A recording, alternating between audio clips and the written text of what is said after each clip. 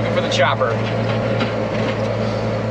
All right, 2024 barley harvest. So today we're taking off our barley that we have all here at the home farm, and we take this off direct cut, so it's a green chop. So the barley is not as mature as it would be if you were taking it off for grain, but we are taking it off specifically at this time to get a certain product that we use for forage. And we use this this barley, we call it barlage. We use this barley forage as one of the primary ingredients of our cattle rations throughout the year. So we're taking this barley off in what they call the dough stage, where the heads, the seeds, are not hard yet. They're just a little bit doughy, I guess.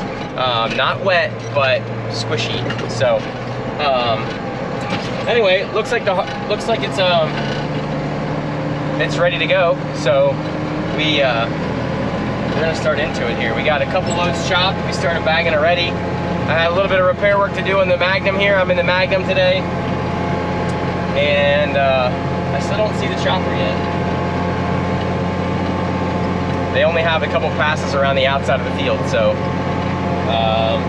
must be on the other side. So we'll run over there and see if we can find them, and yeah, get rolling here. Casey's running the McCormick right now, and Earl is finishing up some feeding, and Dad's running the 1066.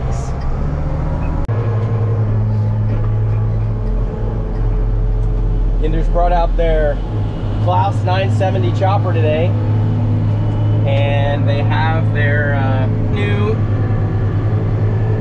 direct disc 600 header on there. So this thing does a pretty nice job. Even when the barley is down, you can see how the barley is down over there a little bit. Even when the barley is down, this thing really picks it up nice. I mean, you can see here how it's really picking it up.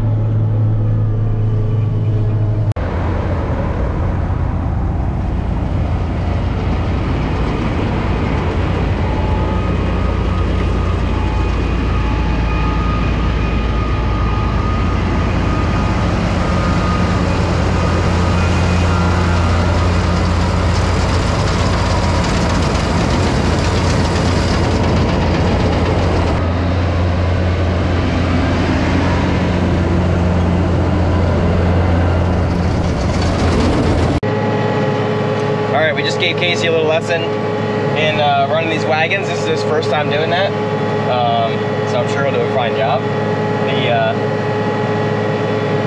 And this is my first offload.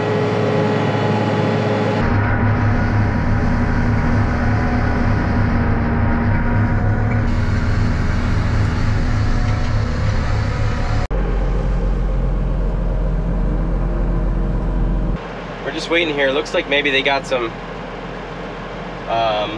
metal in the header.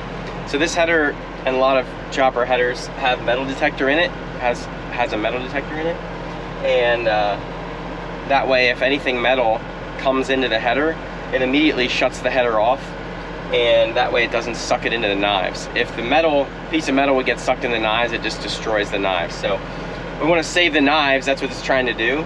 But sometimes like a little piece of something will trigger the metal detector. He found it. Looks like a little nail or something. So anyway, hopefully we got her going now.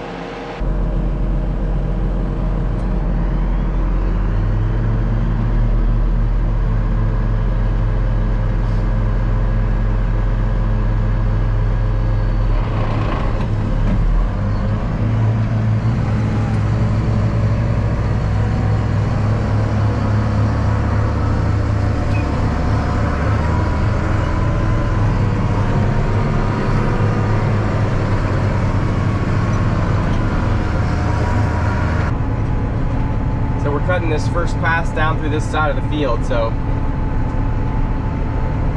we're following the chopper now. See the shadow over there of it going past us?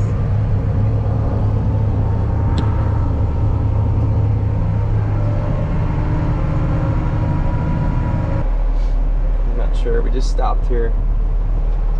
Maybe another piece of metal in the header.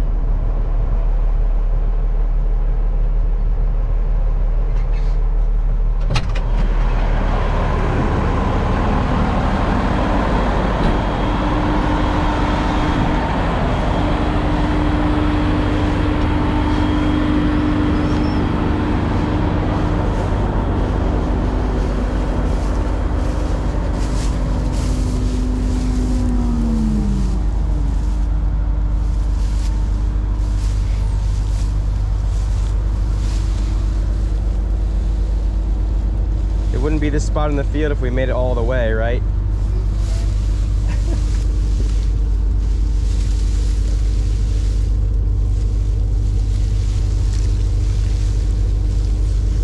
Here we go.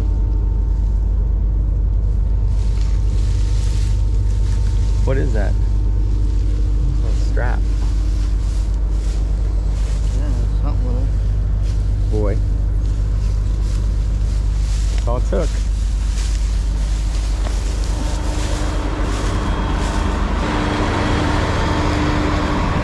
So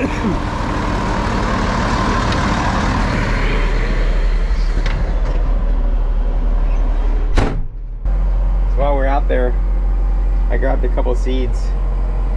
You can see that or not, but this is the, see that? See how it looks like, it kind of looks like dough when you squeeze it open. That's the stage that we're at. And that's what we want. Here's another one.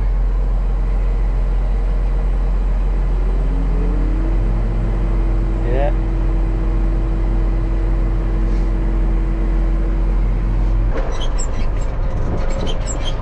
Earl's finishing up feeding. Then he's gonna come and help us run wagons, but still gotta do the feeding, even when it's a busy day.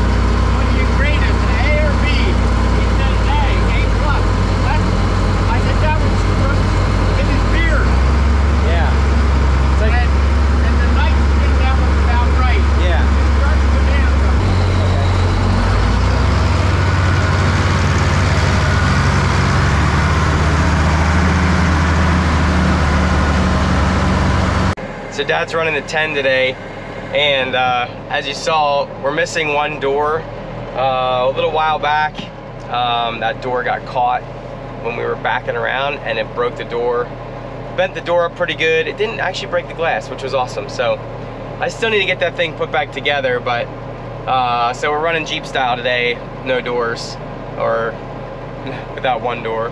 But the AC in that thing is not really working very good right now, so maybe it's better, at least you have some airflow. So, but Dad graciously volunteered to run that. So he spent a lot of years running tractors without cabs, so it probably feels familiar to him.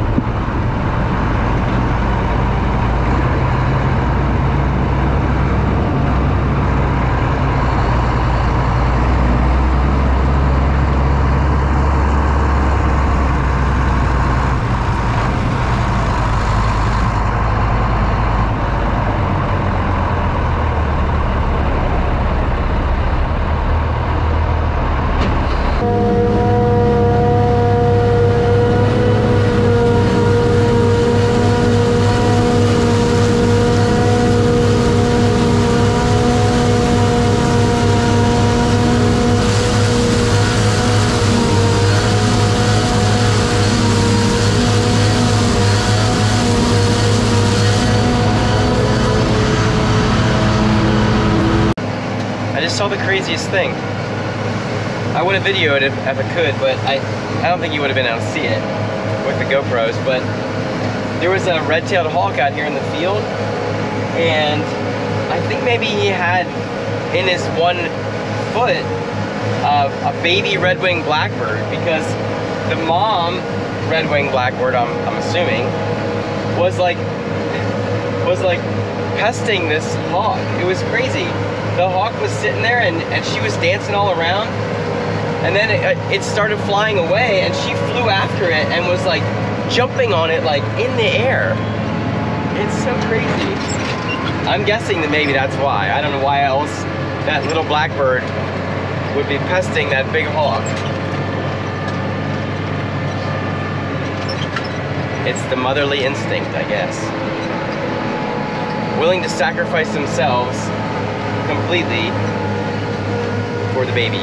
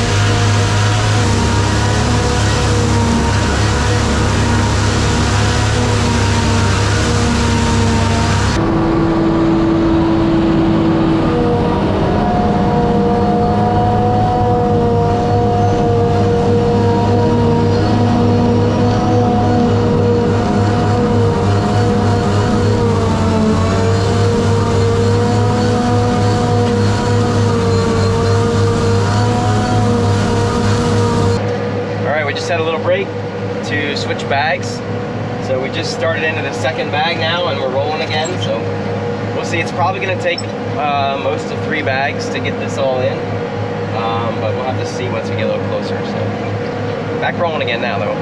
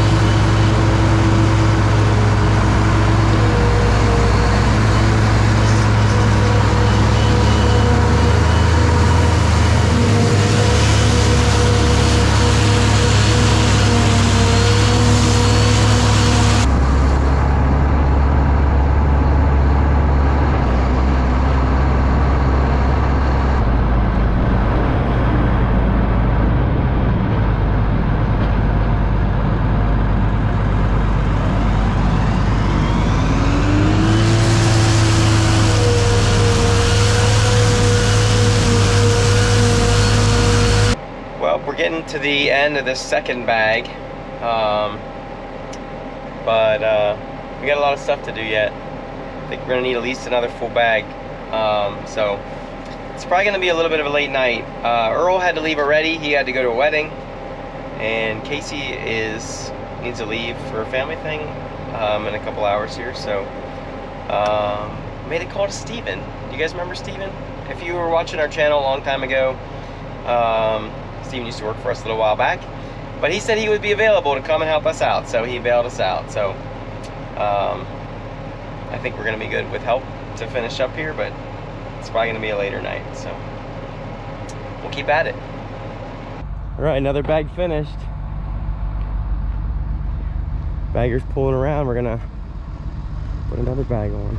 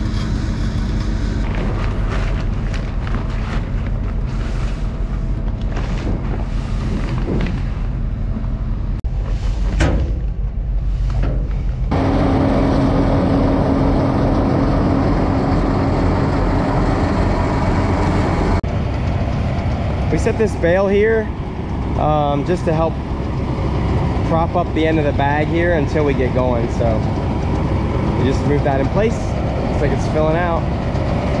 All for the third bag.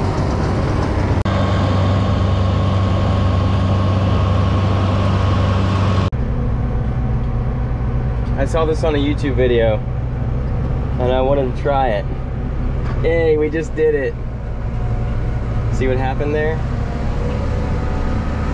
Without even stopping, we switched wagons.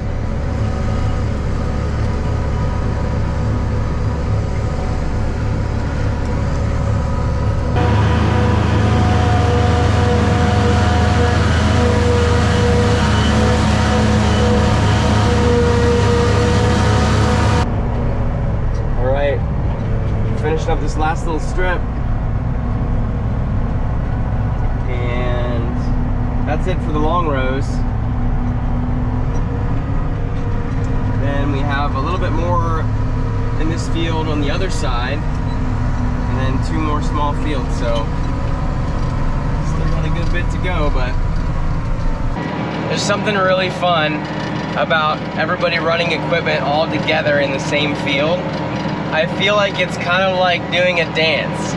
And if you're an equipment operator, you know what I'm talking about, where when everyone understands what's going on and everyone's kind of in sync, the chopper moves one way and the wagon moves with it. It's really fun. I don't know, that's one of the funner things. That pulling up beside the other wagon and shooting it over top was something that I always wanted to try. But I didn't talk to Mike, he's running the chopper. I didn't talk to him about that. But when I pulled up beside the other wagon, he knew what was going on. And we pulled it off without a hitch. So, like I said, it's kind of like doing a dance. Everyone knows their part. That's when it makes it really fun.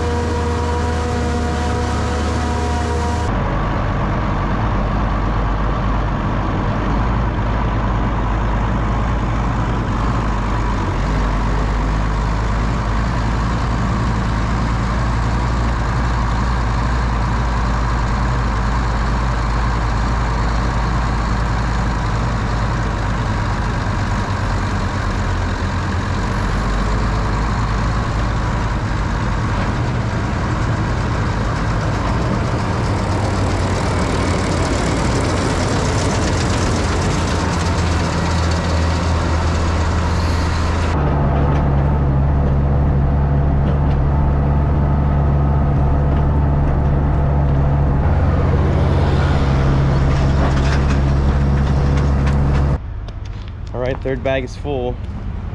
So they're bringing another bag out. I think we have a 150-foot bag or so. We'll put that on, and that should be enough for us. So we're almost done with that second to last field, and then we just have that 11 acres of the last field to do. So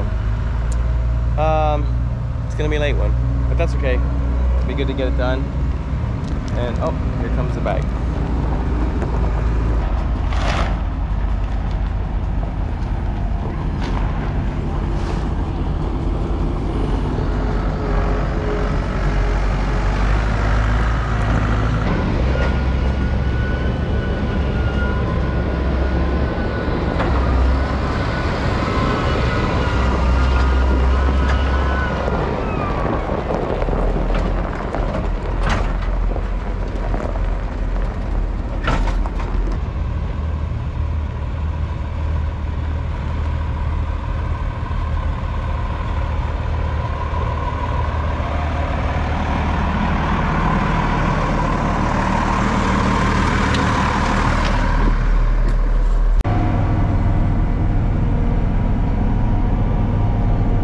Well, we're still going.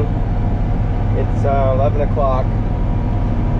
We just have a couple load to do yet, but I really was hoping to finish it tonight, but I'm not sure if that's going to happen or not. The other problem is that we're running out of bag. So we had done 3 250-foot bags, and we put a 150 on to finish up. We thought that'd be enough, and it might just be a little bit short. I'm not sure. We'll have to see here, but hopefully it all fits. Let's pray for a miracle.